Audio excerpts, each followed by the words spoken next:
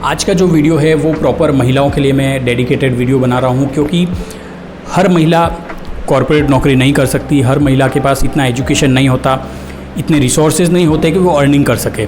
लेकिन आज मैं आपको एक ऐसा बिज़नेस आइडिया बताने वाला हूँ। क्योंकि मेरे घर के अंदर भी ये काम चलता है। मैंने जब मेरा प्रॉपर साड़ी का जब बिज़नेस शुरू किया था तो मैंने साथ में इस काम को ही प्रायोरिटी में रखा था। आज वो मेरा एडिशनल काम है लेकिन सक्सेसफुल है।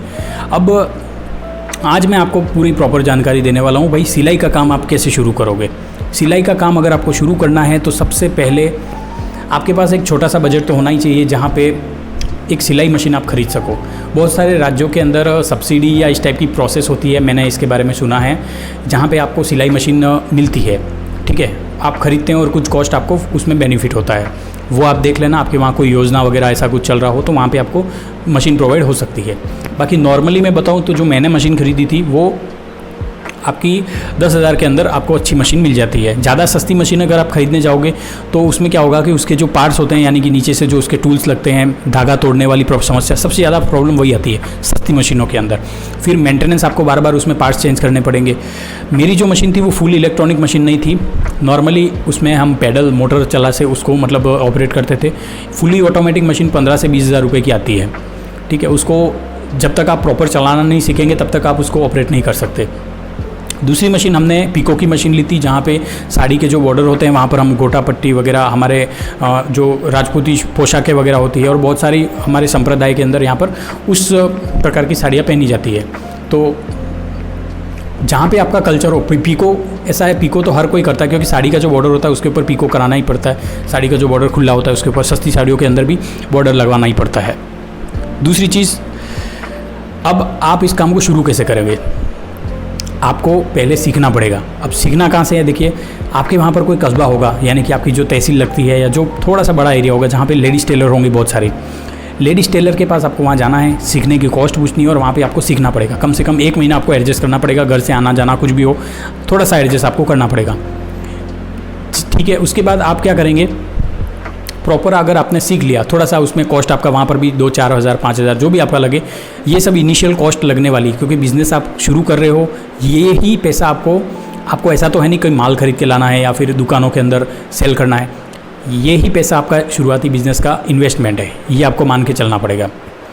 उसके बाद जब आप प्रॉपर सीख जाएँ, और बहुत सारे मतलब लोग सोचते हैं कि हम घर पे बैठ के सीख लेंगे, मशीनें भी होती हैं उनके पास लेकिन नहीं सीख सकते। बहुत सारी लेडीज़ टेलर्स आप देखिए, बहुत सारी होती लेडीज़ टेलर्स, लेकिन सबके पास इतने कस्टमर नहीं जाते। क्यों?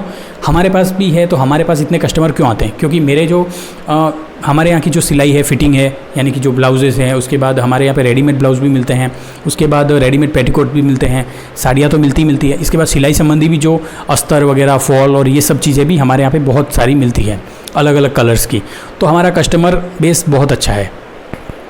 तो सिलाई का सामान भी आपको साथ में ख़रीदना पड़ेगा और हर चीज़ की शुरुआत छोटे लेवल पे करिए। आपने सीख लिया, उसके बाद आप अपने घर पे रह रहे हो, एक बार लोगों को पता पड़ गया कि आप सिलाई का काम शुरू करते हो तो डेफिनेटली आप भले कम पैसा लगाकर, क्योंकि ब्लाउज़ का जो कॉस्ट होता है वो लगभग 110-120 रुपया हमारे यहाँ पर लगता है एक सिंगल ब्लाउज़ की सिलाई का। ठीक है, जो रेडीमेड ब्लाउज़ होते हैं वो हम डायरेक्ट 200 रुपये में सेल करते हैं, जो हम 120 रुपये में ख़रीद के लाते हैं। सिलाई की मैं बात करूँ तो जो घाघरे वगैरह होते हैं, ये चीज़ें सिलाई होती है बहुत सारे। मैं इसलिए कह रहा हूँ कल्चर टू कल्चर डिपेंड करता है, और आप डिपेंड करेगा कि आप किस राज्य से बिलोंग करते हो। जैसे हर राज्य के अंदर वहाँ की महिलाओं की जो पोशाकें होती हैं वो अलग अलग होती है, तो उस हिसाब से आपको सिलाई सीखनी पड़ेगी। कॉस्ट आपको मैंने बता दिया कि जैसे अगर आपके वहाँ पर रेट चल रही है 100 रुपया, तो आप 10-20 रुपया कम लेके शुरुआत करेंगे। ये चीज़ मैं आपको एक टिप्स दे रहा हूँ, बहुत अच्छी टिप्स है। अगर आपके पास थोड़ा और ज़्यादा बजट है, यानी कि आप 5-10 हज़ार रुपये लगा सकते हो शुरुआत में, तो आपको जो सस्ती साड़ियाँ आती हैं जो नॉर्मली घरों में यूज़ होती है, आप उस पर मात्र 30-40-50 रुपये मार्जिन लगा के उसको सेल कर दो।